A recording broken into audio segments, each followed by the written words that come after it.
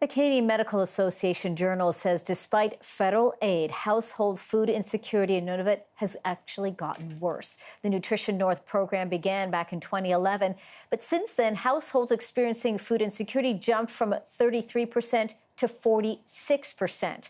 I'm now joined by Iqaluit's Mayor Madeleine Redfern. Welcome, Mayor Redfern. Good morning. Looking at the data, this program was supposed to bring those numbers down. Are you surprised by the numbers? Unfortunately, I'm not, and what that report also indicates is that there's actually higher food insecurity amongst Inuit.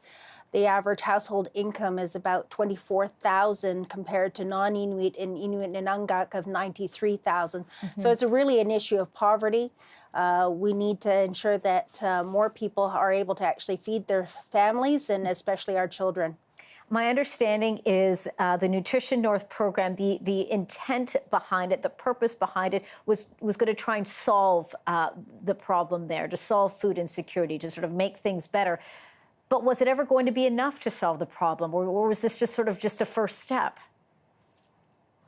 Well, actually, Nutrition North was to help reduce some of the prices on nutritious food.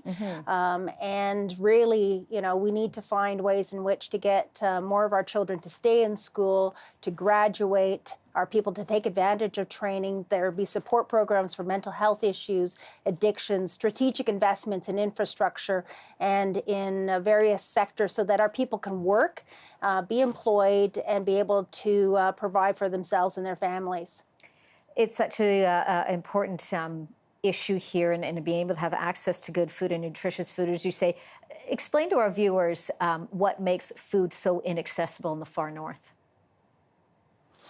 The program targets the communities where there is no road transportation or consistent transportation. So most of the communities are fly-in, all 25 communities in Nunavut.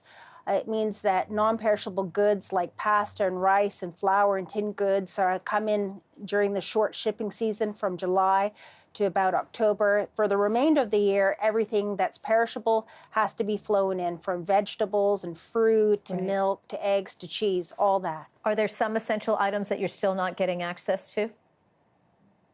Well, most essential items are available, at least in Iqaluit. It's just a question of the cost. So there were changes made to the Nutrition North program that came out in December. I've noticed a reduction in the cost of milk and things like carrots. But if you're dealing with, you know, not enough money, the fact is that you're not going to be able to provide food for your family every day of the week or of the month. And so hard choices are being made. 7 out of 10 Nunavut Inuit preschool children are food insecure, are hungry, 25% of them regularly so. I'm just about at time, but I have to ask the question really quickly. So what has to change here? Where we're not having this conversation?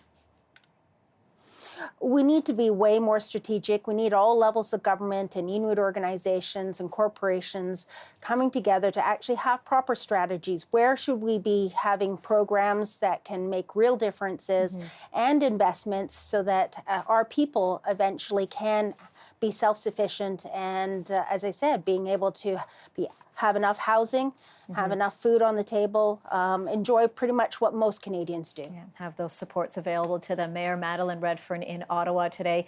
Mayor Redfern, we really appreciate your time. Thank you. Thank you, Angie.